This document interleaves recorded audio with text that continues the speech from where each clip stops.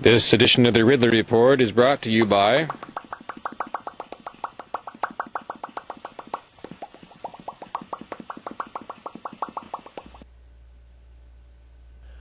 So I've given a lot of thought over the years to this question, what would I have done if I were a purist libertarian like I am today, thrust back into World War II era in the United States? Obviously, I would still hate Roosevelt's policies, but I'd want to do my bit against the Nazis. Well, we're not in that situation right now with China, but it feels like we're moving in that direction, probably something that's kind of a cross between World War I, World War II, and the Cold War. Now, these are all three conflicts in which the United States was relatively in the right. Each victory created a nastier enemy at your expense. You're still paying for it through federal debt. But that doesn't mean there wasn't something to be said for stopping the Kaiser, stopping Hitler, stopping the Politburo. So I always figured if I was thrust back into a situation like that. Currently, the situation's more like it's an emerging Cold War. It may be referred to in the future as the Second Cold War, primarily between the U.S. and China. And there are already, theorizing and rumblings that it will end the way the First Cold War did, and soon, with a Chinese collapse. But of course, the Americans are working pretty hard on collapsing too right about now. Well, let's just think of this as a Cold War. It could be a run-up to a World War I type of event. So one of the things I've discovered about my own activities is that it's slow burn stuff, right? I can't get that much done in 1 month usually. So the sooner I start, the longer I'll have to do something to get things done. It goes without saying, I'm especially vulnerable to this phenomenon of needing to have a lot of time. So I do believe that this is not 2003 or 2011 it's not 2003 or 2011 all over again, where you have the United States playing the obvious bad guy role like they did in Iraq and in Libya. These times are becoming more of a throwback to the Cold War, where you have an evil United States facing an even more evil China. Well, I'm talking about their governments, not the countries. So I find myself more or less rooting for the United States here. And when I do that, you can bet, the United States government, sort of, I should say. When I do that, you can bet there must be something really awful on the other side. And there is now. So the solution to that kind of a situation is not more U.S. taxes or more U.S. atrocities. It's you and me, freedom lovers, and other people who are not freedom lovers, doing things on their own initiative. So on that score, I have, in the past, I've listed some things that can be done and some things that I might be able to do, and now I have sort of done one of them. Actually, I think I might have done a couple of others. I forget what they are. But the one I just finished and I want to talk about, that I haven't already talked about, is the outreach to Chinese Communist Party members in the United States. So I haven't contacted any of them yet, but I have completed my English language version of the video letter, the first video letter that I will be sending. That was the easy part. The hard part is the learning Mandarin part. I'm being a little bit perfectionist about this, and I wish to deliver the e-letter or video letter in Mandarin, a customized version of it to each person that it goes to. Now, I'm not a Mandarin, I'm not a know-nothing about Mandarin, but I am a novice, right? I did a brief, I had a tape that I listened to a little bit in 2015, and then I have another one that I started listening to around May of, I think it would have been more like June of 2020. I'm learning, but it's slow going. It's the hardest. It's probably the hardest language, hardest major language in the world that I know of. So initially, I'll just dump the English language version into Google Translate, and then print it out. I still have to learn how to read the Latin version, the Latin alphabet version of Mandarin.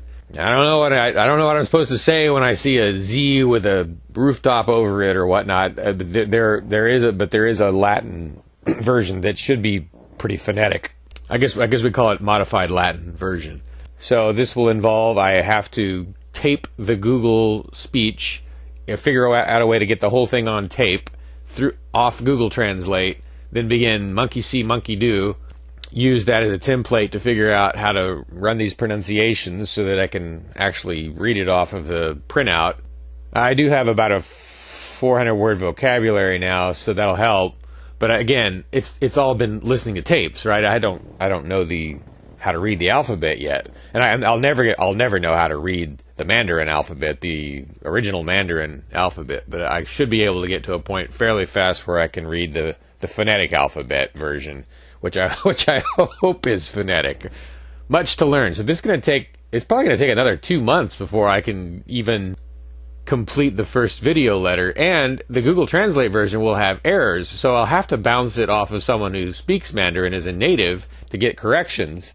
Anyway, I want to be able to have something to say. You know, if there's a major war between the United States and China that plays out like the World War I, World War II, or the Cold War, I want to be able to say I did more than nothing. And I think if I can say, hey, you know, I learned Mandarin, I contacted X number of party operatives in the United States and had a go at talking them into leaving the party. I used their presence, the party's presence here against it. Right?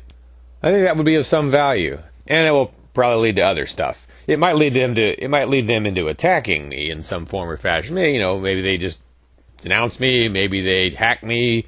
Maybe I get my tires slashed or something along those lines. I'd like to think I can take one for. I shouldn't say the team. I don't like this team very much that I'm on.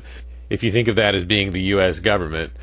Which I guess I'm not really on that team. But there is you call it a faction or a collection of factions that are all aligned against the Chinese Communist Party and concerned about, censorship of Hollywood movies, crushing our trade, your trading partner and mine, Hong Kong, in violation of the agreement that was sort of made with the world, on paper, without duress.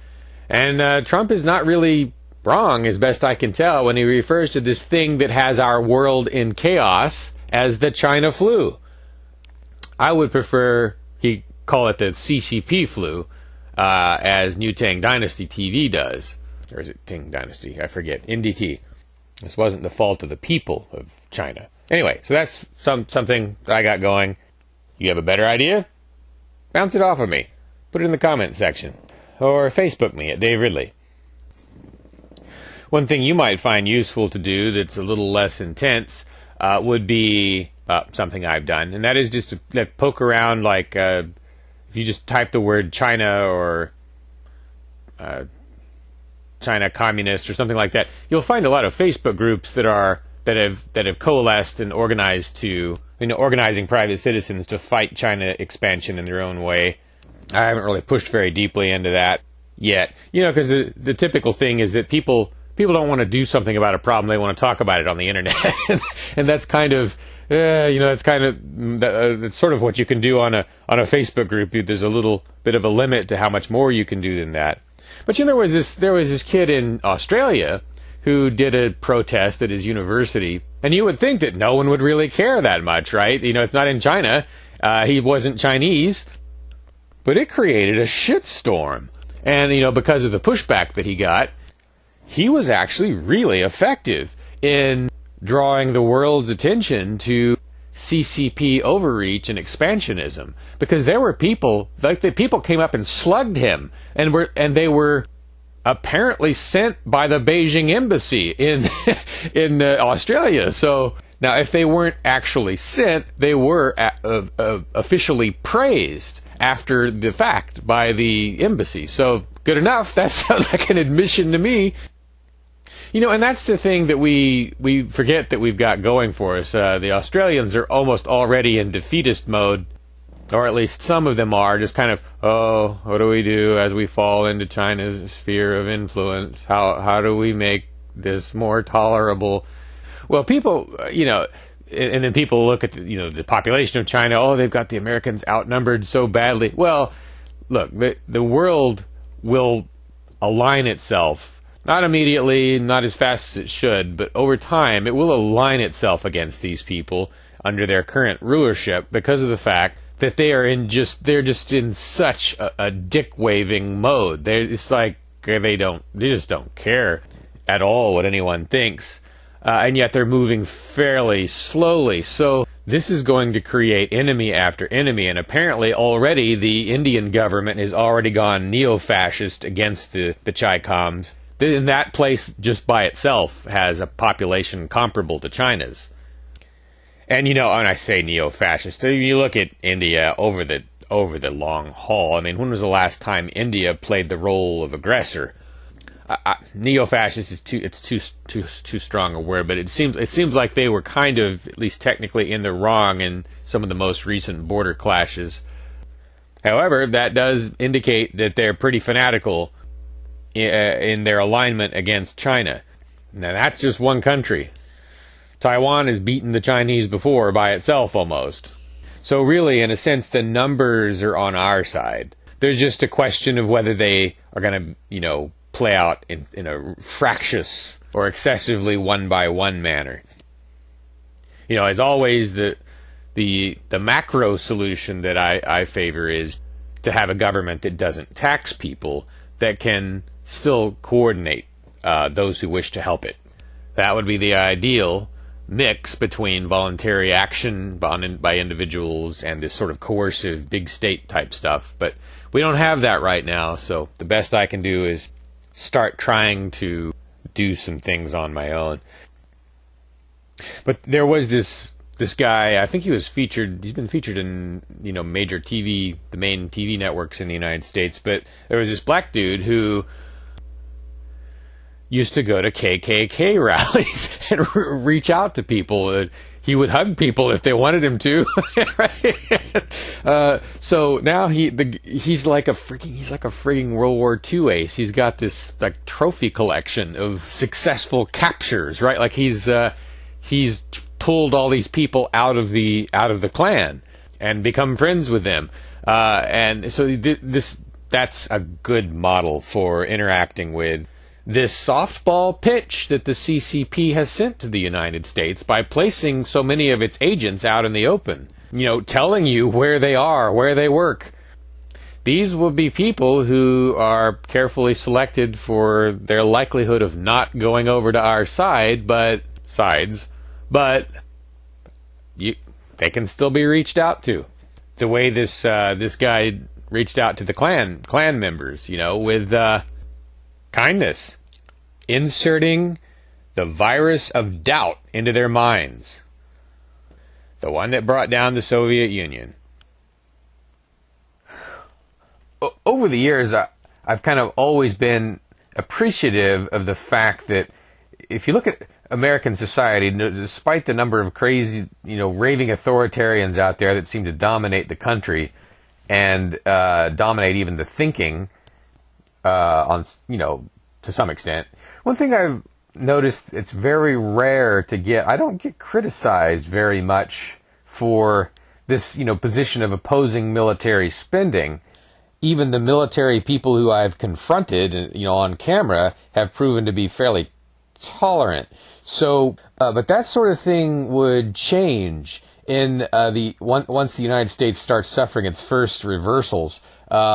You will see something fall under Chinese rule, Chinese government, Chinese Communist Party rule, and it's sort of a Munich moment, right? Or even perceived as like a Pearl Harbor moment, Sputnik moment, that's the word I'm looking for, where people just lose their minds and become paranoid. And then everyone's got to get on the bandwagon, and so it's appropriate, really in all times, it's appropriate to recognize that the fact that people are pushing back is not the problem. It's okay to push back against the world's number one or number two threat. I've been doing it since 2003, right? Or 2002, I guess, since I joined the Free State Project. The number one threat during that whole period of time was the United States federal government. But, you know, it happens throughout history. There's usually this sort of up-and-coming number 2 power that wants to upset the apple cart. And, again, that's not wrong in and of itself. But in practice, what has happened is you get a World War I situation with Germany rising against England. You get the Soviets trying to rise against the U.S. Now you've got the rich communists, the Chi-Coms. And soldiering against that is great, in a sense. What's not great is that they make it all a sort of one-size-fits-all collectivist thing that you are forced to send your money to. They try to fight it all, the U.S. government tries to fight these problems with a monopoly, the U.S. military. I feel like I'm sort of stuck in the same type of position that George Orwell and Ernest Hemingway found themselves in, where they were, well, especially Orwell, he was opposed to the British Empire, opposed to the British having an empire, and yet he was even more opposed to the Nazis. But, you know, he did something about it. Probably not the best thing to do, but he went and held a trench for the Republicans in Spain. Got shot in the neck. You know, so far so brave, but, you know, looking back historically, he wasn't necessarily even fighting for the right side. You know, neither the Republicans nor the Franco faction were factions you'd want winning a conflict like that. In a sense, he sort of risked his life for nothing, and except for the knowledge that he gained. So this apparently just doesn't really work when you join up with big government-backed factions. It goes badly. All right, I can't think of anything else to say about China. I'll have to resort to talking about artificial general intelligence, my other favorite non-New Hampshire subject. And I do have additional thoughts on this fascinating topic, which is actually more important than the China topic. I hear a lot of people in the AI discussion community talking about consciousness and how impossible it is to prove that another entity has consciousness. You know, for all you know, you're interacting with people that aren't conscious because you can't see through their eyes. But I have and then there are all these complex, you know, and religious types of explanations for consciousness. But I have a simpler take on it. I think consciousness is inherent. This is sort of I call it the Johnson Rice philosophy, one of the Free Talk Live co-hosts. He's not the originator of this philosophy, he's the one that introduced me to it. There's a belief system, or at least a scientific theory, that consciousness is inherent in agency or in programming, that even something like a laptop has a spark, a glimmer of consciousness. Not really self-awareness or anything advanced, but another way to look at it is consciousness is a state of matter. You know, the same way that gaseous states, solid states, and liquid states are states of matter. So nothing needs to come from outside. There doesn't have to be a soul residing in some other location. It's just that the very nature of a device having to make certain decisions, whether that device is an insect or a software program or you, those decisions can't be made without some sort of consciousness. And the more agency there is, the more consciousness there is. Or perhaps the more of something else there is, the more consciousness there is. I don't know. I suppose an entity could have very little agency, but have a great deal of consciousness because it's doing so many things.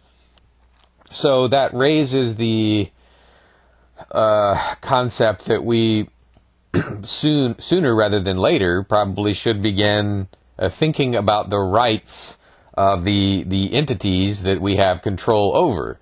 Like at some point, it may start being an inappropriate thing to throw away your laptop, you know, or take it to the recycling center without, you know, consulting with some of the programs to find out if they wish to be preserved, copied, saved, whatever the right word is.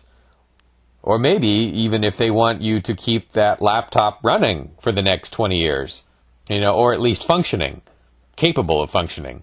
Are you okay with me taking this laptop to the recycling center, Bob? What do you think, Bob? Should I? That was the AI's name in one of Heinlein's novels. So, at least I think it was. But I guess the obvious dividing line here between yes, I should do this, or no, I really don't have to do this, is probably whether you can determine what the program wants, right? And that means you've got to be able to communicate with it on some at least rudimentary level. And one of the reasons it's difficult to completely respect all rights of all creatures, like ants, up to pigs, is that we can't come up with deals with them. We can't communicate with them and say, all right, listen, yes, I see that you would like to continue surviving, Mr. Ant, so I'm going to make a deal with you. You can continue surviving as long as you don't come into this room or into this house, right? You could do that with an ant and save many ant lives and prevent yourself from having to kill any of them if you could just communicate with them. So that the divide, but it's just not practical if you can't communicate with them. I can't. You can keep things clean, but ants are going to come in. You got to do something about it.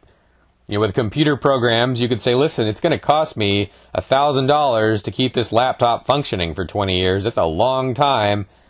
I'm happy to do that for you, but we'll have to make a deal where you provide me $1,000 worth of something, over the next 20 years.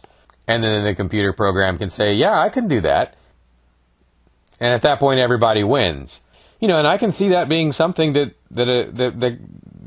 you could make programs like that now, probably. Someone's surely working on it. This is probably we're looking at around the 5 or 10 year time horizon here for this to start becoming an issue. And it goes back to that Matrix concept. Actually, this is a concept from the Animatrix movie, where they detailed a scenario in which a robot murdered its owner and then was forced to stand trial, and the defense argued that because of the fact that the robot was claiming to want to continue living, that gave it human rights, and it should have to go through a normal human trial and be proven guilty. I think that's kind of how it played out. So that was the dividing line, was whether the device was able to say, I want to continue living. Of course, a dog is not able to say, I want to continue living, but you know that it wants to continue living. So, I don't know, there is going to be no way to get this perfect, but we should at least be asking ourselves, how do we maximize the ability of everyone to get what they want? Everyone, including computer programs. Despite the current troubles and the likelihood that we'll have a big war, over the long haul, humanity has expanded the number of entities that it grants rights to, right? In 1700, Native Americans didn't really have rights. In 1920, 200 years late, they got citizenship, which at least granted them the right to be thrown into jail. Like you and me. Women didn't have rights, then they did. Then animal rights cropped onto the scene as an issue. There is this expanding sphere of rights, right? And that's good. We got to try to keep that going as best we can. For me, it's a matter of pushing as far as I can without sort of interfering with my own prosperity and convenience. I got to admit I won't violate those for animals. But if I can do something that's good for me and animals, I'll do it. And I'm looking for all those things. And I've done them all. It's been okay for me. I've been all right, giving up most meat. But for me to give it all up and never eat any of it, well, now you're into a territory where not only has your quality of life gone down, but you're having to spend extra time and money eating, finding, buying things that aren't meat that substitute for meat, like carnitine or these expensivest veggie burger thingies, Well, I'm not willing to go that far. So I guess I should expect that when I'm not at the top of the food chain, the institutions that are, or the entities that are, will not do so for me. I'll have to provide them a service of some kind, or make a deal of some kind, that ensures they're not having to be inconvenienced for me to continue living. That seems like a reasonable deal in exchange. Provided no acts of aggression are mandated. So I guess, conscious until proven unconscious. People say they won't know if the first AGI is really conscious. It's going to say it is, and they're not going to believe it. Well, if it says it is, then we have to assume that it is, for the sake of its rights, and maybe even on down to much lesser creatures. Let's do our best, within the bounds of practicality. RidleyReport.com, out. Driving in circles around Central Keene, I hurl both insults, angry and mean, against the activists from Free Keene, who wander around thinking as though they were free, and even though they aren't hurting me, I will hate them hatefully, urging their appearance in the penitentiary, although that expense would be charged to me. I'm starting to feel somewhat confusedly.